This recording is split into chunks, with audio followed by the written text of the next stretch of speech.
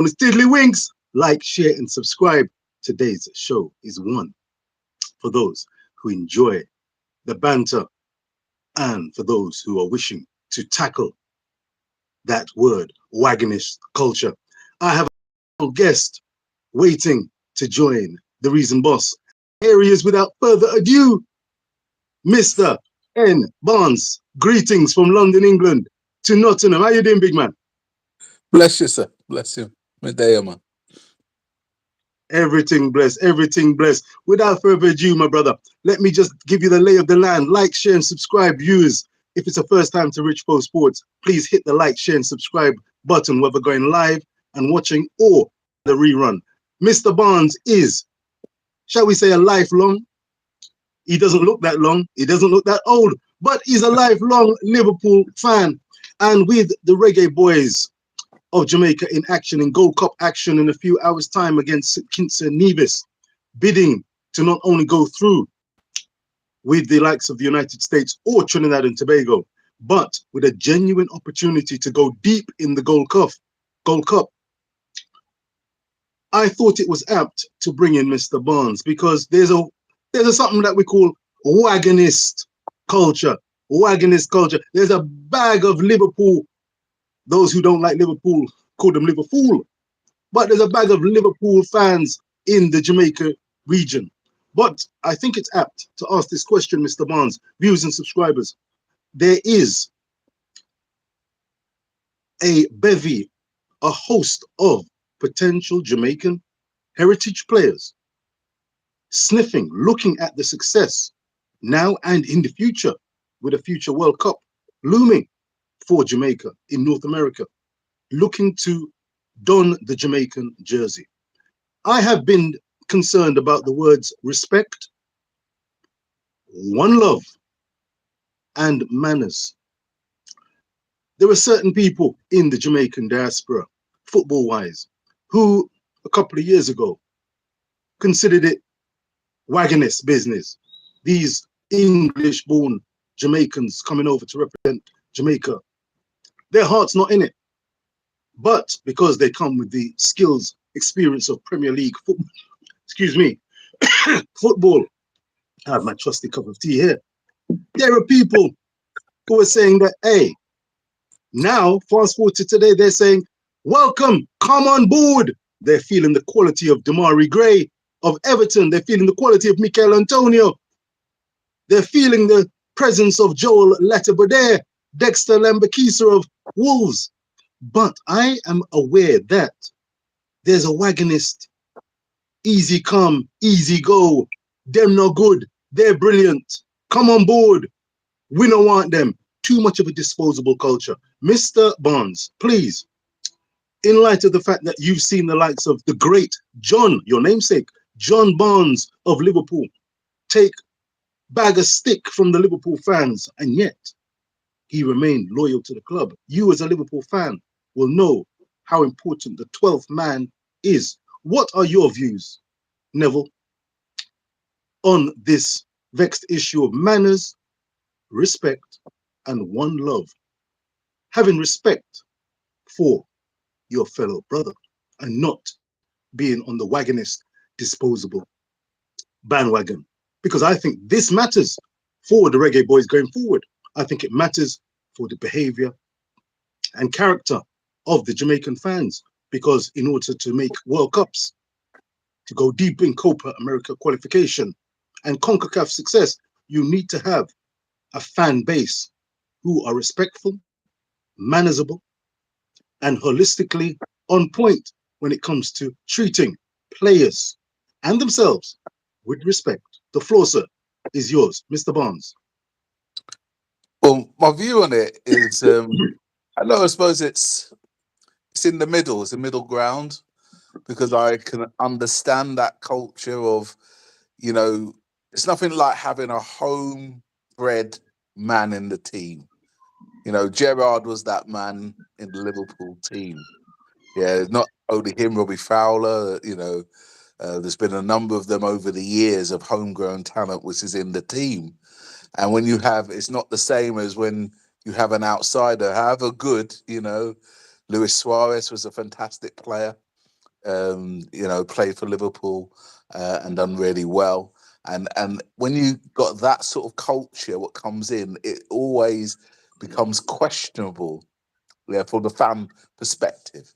And I kind of get it.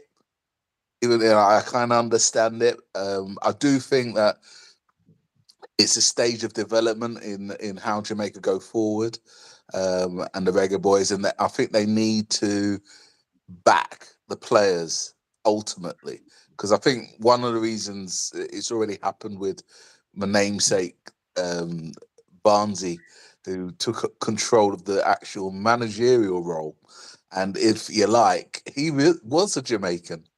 He is a homebred man, but he didn't survive that that that thing. He was in a take it or leave it culture just the same. And when respect's due, he wasn't really given the respect. So it's already happened, and I think there's a danger with that going forward.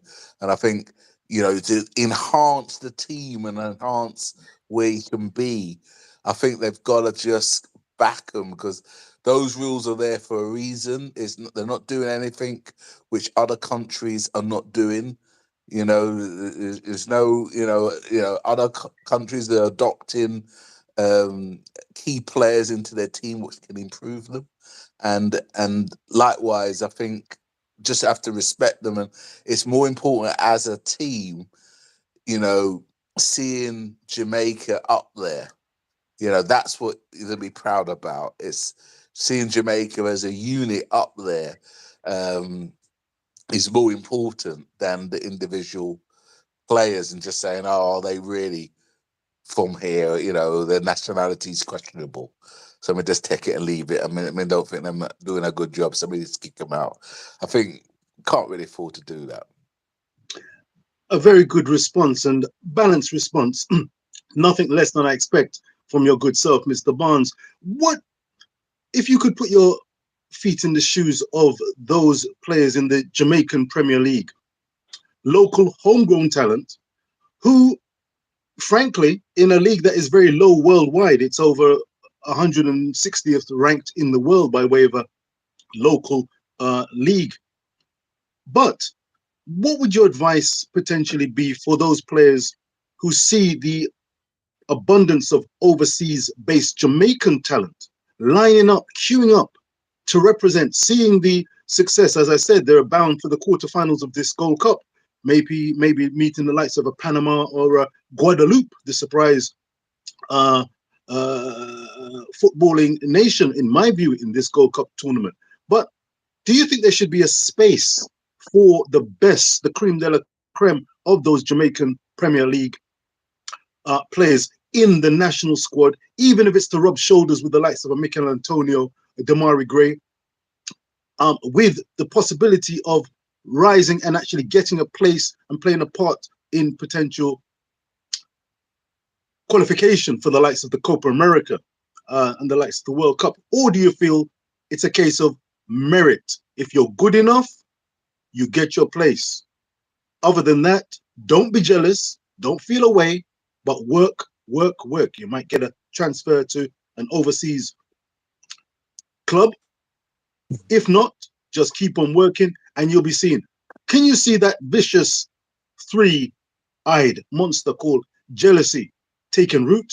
Or do you think that fans will be more mature, should be more mature, and look at the bigger picture as you've been alluding to?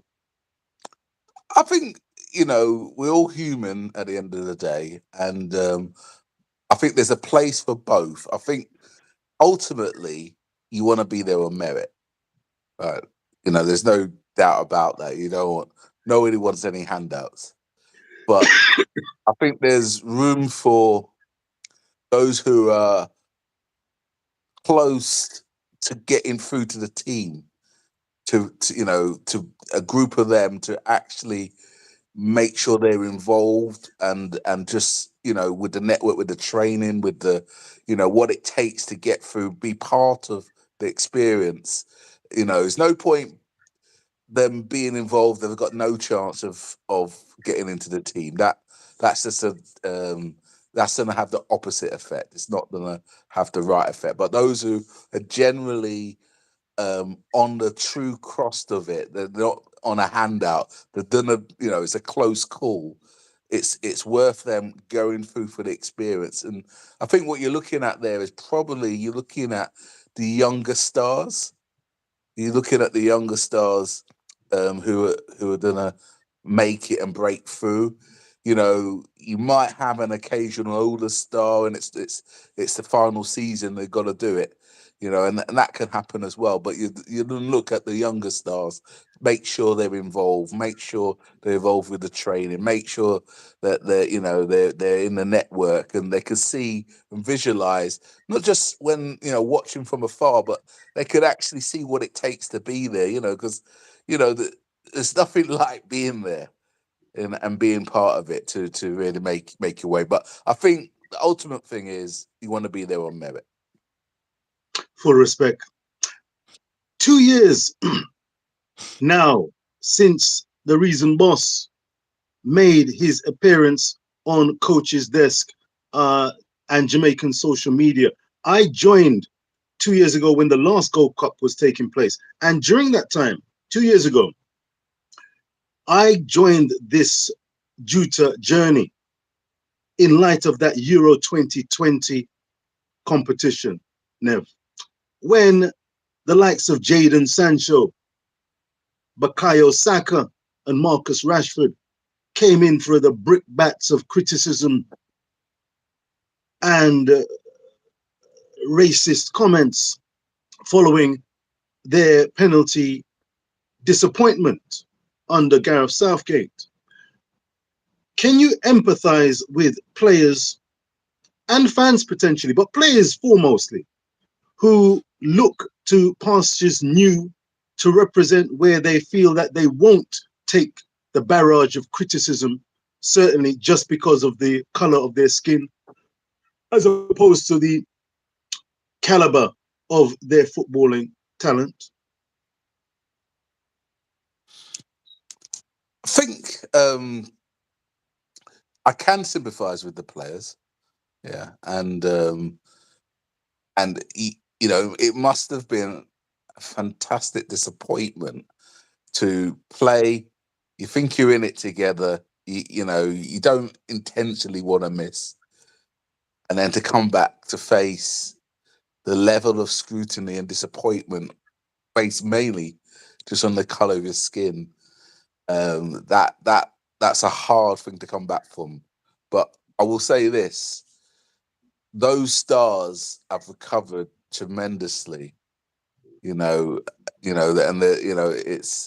it's a testament, yeah, to their own self-belief and confidence that they've come back and in the limelight and doing the business in the game. And I take my hats off to them, because many would not have come back from this. Many would have crashed out, and they're very talented people. I mean, I'm thinking of people who are talented, got through the racism. Things like people like Louis Connerman, Regis. Those are stars of the past who rode it. John Barnes was very famous, with a few bananas, but he used it to his advantage, and really, I think Ian Wright, a tremendous amount of criticism, I'll give light to one Arsenal star, Mr. Wright, with a celebration. I think he's gone on record to say that he used it against those fans, through his celebration, to enjoy the game of football. And I think that's a tremendous testimony of how you can overcome, and use it to your advantage. Look at the fan base of Ian right now, both white, black, indifferent, but he used it to his advantage, and he's still suffering. He's still got the scars. I think in the quiet moments, as people um, actually give a testament to where they've come from, I don't think it ever leaves you. So I think the scars are still there. and the scars are still there with the English players and Jamaican alike. It can happen to them as well, you know. Through, you know, it doesn't have to be your colour of the skin in that way. The throwaway society you just talked about, culture. If you're not good enough, you're not, you know, and cast you off. That alone can bring your self-esteem down as a player. And so there's a danger of really backing your team and backing them properly because, like I said, it's a team event. And but if you look at those to the examples of those who've overcome it, and still there, setting a trend for others to follow. Yeah, I don't think you can have anybody better than someone like Ian Wright, and how he's come through those situations. Never, I remember, as we seek to wrap up shortly, but I remember interviewing the great Sir Garfield Sobers whilst in Nottingham on Nottingham's backyard. You remember those days? Yes, I do. Backyard. Big up Yes, man. yourself, Nev. Thank you for Yes, those man. lifts and those journeys to the station. I Amen. salute you and Amen. Teresa. Amen to that. Amen to And that. Yeah. Sir Garfield, I remember asking him, listen, when you used to receive those racist comments on the field against the likes of Australia, how did you respond on the field and off the field? He looked me in the eye. I say, look me in the eye. We were on the telephone, but he said Amen. in no uncertain terms, you know, it was just one of those things. Just duck water off a duck's shoulders. It was battle on field, but once the last ball is been delivered, we go into the pub and we have a drink and we forget about it. I said, are you serious? He said, yeah, absolutely. No Yeah. problem at all. It's one of those things. He didn't take it personally. But you mentioned scars, Neville. And I must say, when as a Jamaican born in England, but supporting the Reggae Boyz because I'm a Jamaican, it's proved Amen. interesting in the landscape that some people still have a certain issue to, whether consciously or unconsciously, regarding the Jamaican diaspora and those born in Jamaica, those born overseas. Would you have a Mm. final piece of advice? Could you empathize? And would you see it as bad, less, or similar to those criticisms that the likes of Sancho and Rashford took during Euro 2020? Speak! I am speaking, so I don't want to disturb your flow, my friend. Um, I would say it's the same. Yeah, it's the same. Wow. The, I think there there is this. It's almost going back to a class system that we're talking, class society in England, where we have that middle class, lower class, working class. You can never get out of it. So you're getting this stigma of born in Jamaica, not born in England. You know, I would have to say I'm Jamaican. I want to see Jamaicans do well. I want to see the sprint people do well. I want to see Jamaican flag fly high. You know, I have that. It's not. It's just inbuilt. I want to see it. I want to see it. See the flag rise high. There is a contrast that, I've got to be true and say, look, yeah, I was born in the UK, so I've got a UK flavour.